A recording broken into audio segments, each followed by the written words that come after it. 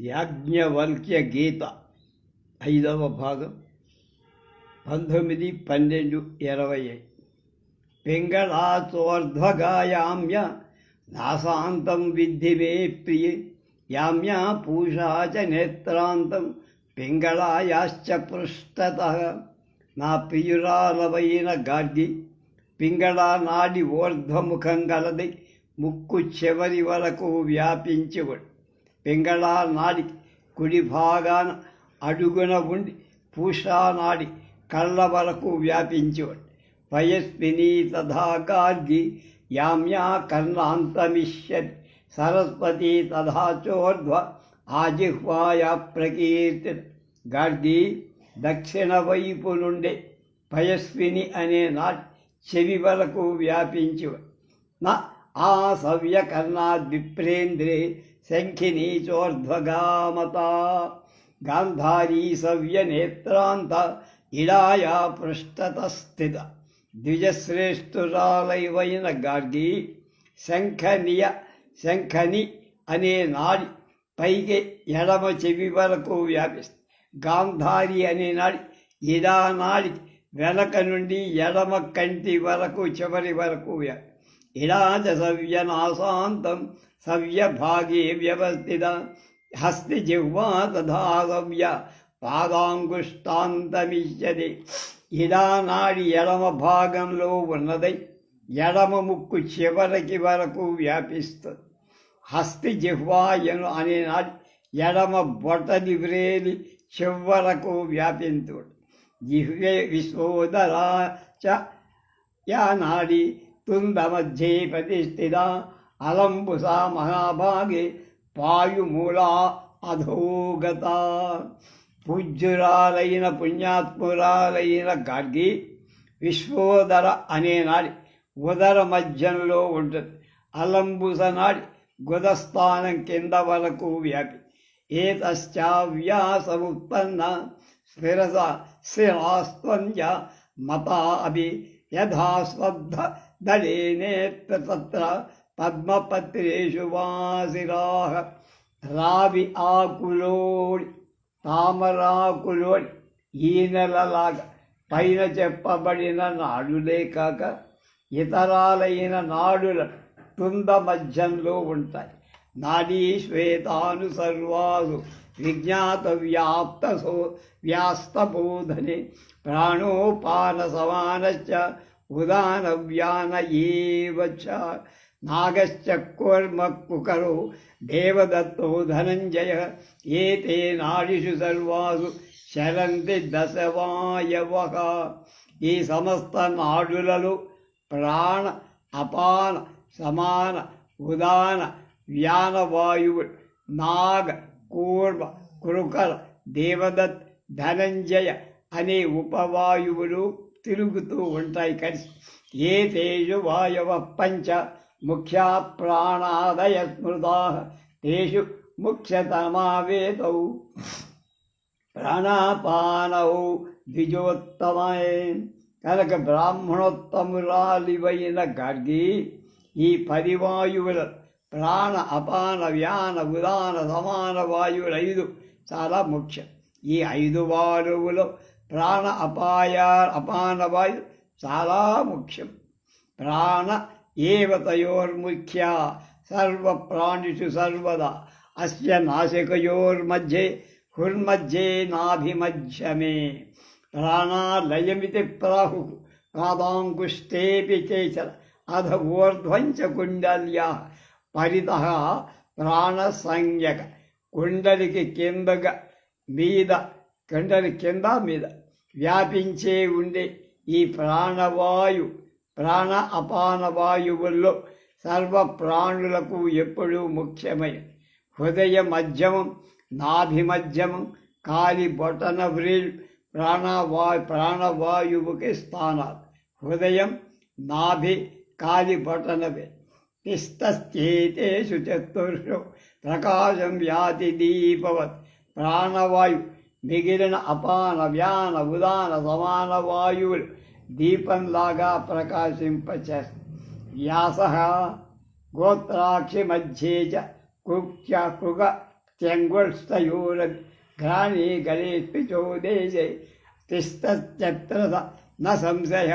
వ్యానవాయు శివులవందులు నేత్రాల మధ్యలో ముత్సని గుంటలు బటన వ్రేళ్ల దగ్గర ముక్కులో కంఠంలో పిల్లల్లో ప్రదేశంలో ఉంటాయి. అపాన నిలయం కేచిత్ గుదవేధ్యోజుజానుషు ఉదరే వృషణే కట్యాం జంఘే నాభో వదంతి. అపానవాయు గుదస్థానం మేఢ్రంలో, తొడల మధ్యలో, మోకాళ్లలో, కడుపులో, వృషణాలలో, నడుమలో, తిక్కలలో అంతా కూడా ఉంటుందని చెబుతారు. ఉదాన సర్వసంసిద్ధ సంధిస్థ పాదయోర్హస్తయోరపి సమాన సర్వగాత్రేషు సర్వం వ్యాప్య వ్యవస్థిత. ఉదానవాయువు సర్వసంధురలు పాదాలలో హస్తాలలో ఉంటుంది. సమాన వాయు సర్వ అవయవాలలో వ్యాపించి గుదాజ్ఞగారయో తిష్టన్ మధ్యే పాన ప్రభంజన భుక్తం సర్వరసంగాత్రే వ్యాపయన్ అగ్నినాద విసత్తతి సహస్రేషు నాడీమార్గేషు సంచరన్. గుదస్థానాన్ని జఠరాగ్నికి మధ్య ఉండే అపానవాయు 72,000 నాడీ మార్గాలతో తిరుగుతూ జఠరాగ్నితో కూడా భుజింపబడి ఆహారంలోని సర్వరసాలను శరీరమంతా వ్యాపింపచేస్తుంది. సమాన వాయురేవైక శాగ్నింవాప్య వ్యవస్థిత అగ్నినాశక సర్వత్ర సాంగోపాంగం కళీబలం. సమాన వాయువు ఒక్కటి జఠరాగ్నిని వ్యాపించి అగ్నితో కూడా సర్వ అవయవాలలో దేహంలో వ్యాపించి నాగాది వాయవ పంచ త్వగస్థ్వాదిషు సంస్థితా. తుందస్థం జలమన్నం చ రసాని చ సమీకృతం. తుంద మధ్యగత ప్రాణ స్థాని కుర్యాత్ పృథక్ పృథక్. నాగం, కూర్మం, కురుకరం, దేవదత్తం, ధనంజయం అనే 5 ఉషవాయువు ఉపవాయు, చర్మం, ఎముకలు మొదలైన వాటిలో ఉంటాయి. తుంద మధ్యంలో ప్రాణవాయువు, తుంద ప్రదేశంలో కలిసి ఉన్న జలం, అన్నం, రసాన్ని వేరువేరుగా విడతీస్తుంది. ఉపార్యగ్నౌ జలం స్థాప్య అన్నాదీని జలోపరి స్వయం చాపాన సంస్థాప్య తే నైవ సహ మారుతః. ప్రయాతి జ్వలనం తత్ర దేహమధ్యే గతం పునః. అపానవాయువు జఠరాగ్నిలో జలాన్ని పెట్టి ఆ జలంపై ఉన్న భాగాన్ని అన్నం మొదలైన వాటి నుంచి తాను దేహ మధ్యంలోని అగ్నిని చేరుతుంది.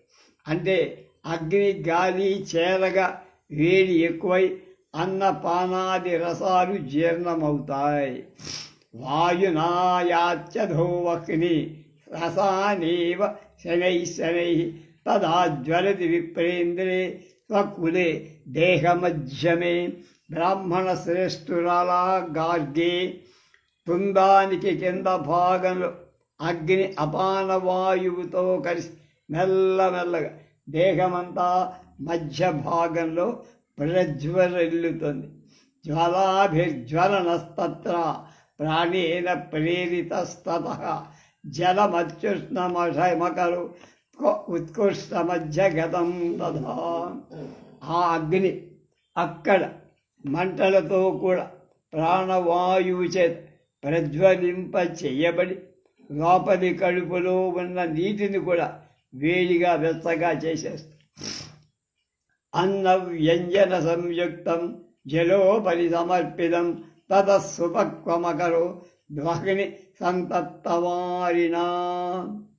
నీటి పైభాగంలో సమర్పించబడిన వ్యంజన సహితమైన అన్నం